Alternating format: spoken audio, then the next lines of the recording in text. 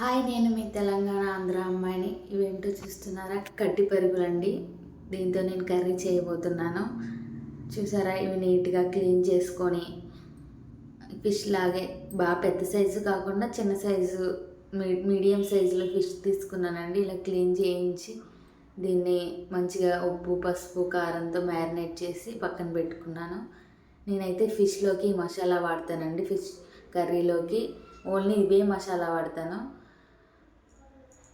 Onions ఇలా cut చేసుకొని, మనం కర్రీ చేసుకుంటున్నాం కదా, కొన్ని ఎక్కువ ఆనియన్స్ తీసుకొని, ఒక చిన్న సైజు ఆనియన్స్ ఒక 10 అలా తీసుకొని నేను కట్ చేసుకున్నాను. ఈ విధంగా ఫ్రై చేసి ఆయిల్లో కొంచెం పసుపు వేసి మంచిగా ఫ్రై చేసుకుంటున్నానండి. ఈ కర్రీ చాలా బాగుంటుంది. కొంచెం దీంట్లోకి తగినంత ఉప్పు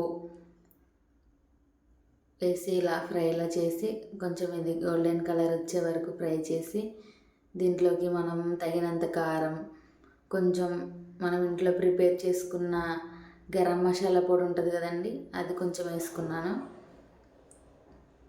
ఇదంతా మంచిగా కలుపుకొని బాగా ఫ్రై అయ్యాక మనం ఇందాక చూపించిన మసాలా ధనియాలు, గసగసాలు, జీలకర్ర, వెల్లుల్లి పేస్ట్ చేసుకొని, ఇదే మనకి మెయిన్ అండి. మసాలా మంచిగా మనం అన్నీ యాడ్ చేయకూడదు. ఓన్లీ నేను వాడింది 4: ధనియాలు, జీలకర్ర, గసగసాలు, వెల్లుల్లి. దీంతో మనం మసాలా ప్రిపేర్ చేసుకొని వేసుకోవాలి. దీంట్లో నేను ఫిష్లు యాడ్ చేసేసుకుంటున్నానండి.